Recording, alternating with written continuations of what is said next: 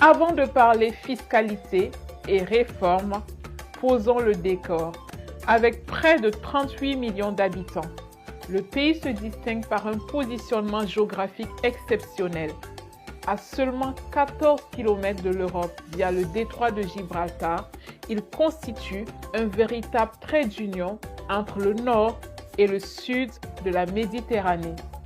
Le Maroc est membre de plusieurs organisations régionales majeures, l'Union du Maghreb arabe, l'Union pour la Méditerranée et la zone de libre-échange continentale africaine, l'ECAF.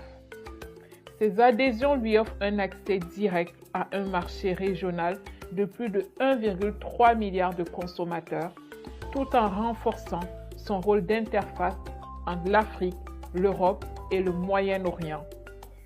Cette situation stratégique a fait du royaume un carrefour commercial et logistique majeur, notamment grâce au port de Tanger Med, classé 17e port à conteneurs au monde et premier port d'Afrique et de Méditerranée.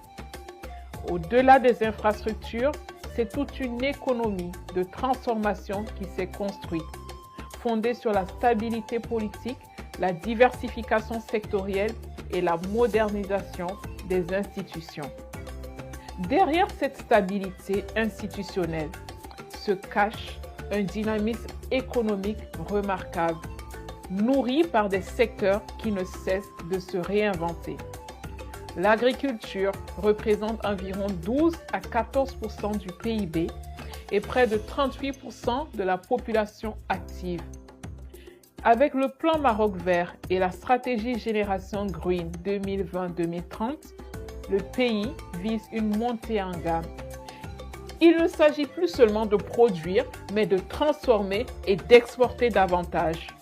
Le secteur industriel, qui pèse près de 25% du PIB, s'est profondément modernisé. L'industrie automobile est désormais le premier secteur exportateur du pays, devant les phosphates qui représentent environ 20% des exportations totales. Le Maroc détient près de 70% des réserves mondiales de phosphates exploitées par l'Office chérifien des phosphates, un fleuron industriel africain. L'industrie aéronautique et les énergies renouvelables connaissent également une pleine croissance soutenue, avec des projets emblématiques comme le complexe solaire Nord Ouarzazate, l'un des plus grands au monde. Le secteur du numérique, de la finance verte et de la logistique intégrée complète cette dynamique, faisant du Maroc un pôle d'investissement en pleine ascension. Le pays se positionne aussi comme un centre financier régional grâce à la Casablanca Finance City, un hub qui accueille aujourd'hui plus de 200 entreprises internationales opérant sur le continent africain. Au cœur de cette dynamique, un pilier incontournable, un environnement des affaires solide, transparent et protecteur. Le Maroc applique un système juridique de tradition civiliste inspiré du droit français, mais adapté à ses réalités nationales. Il ne relève pas du droit WADA, mais dispose de structures solides pour garantir la sécurité juridique des investisseurs. Les centres régionaux d'investissement constituent des véritables guichets uniques. Ils accompagnent les investisseurs à chaque étape de la création d'entreprises à l'obtention des autorisations administratives, tout en facilitant l'interaction avec l'administration. Le registre du commerce est aujourd'hui informatisé et la création d'entreprises en ligne via la plateforme officielle a considérablement simplifié les démarches. Cette digitalisation, associée à la transparence des procédures, a permis au Maroc son classement dans les indicateurs mondiaux du climat des affaires. Sur le plan fiscal, le Maroc a choisi la cohérence, un système clair, progressif et aligné sur les ambitions de modernisation économique. Le pays mène une réforme structurelle ambitieuse. L'impôt sur les sociétés applique un système de taux proportionnel par palier. 17,5% pour les bénéfices jusqu'à 300 000 dirhams et 20% pour les bénéfices de 300 001 à 1 million.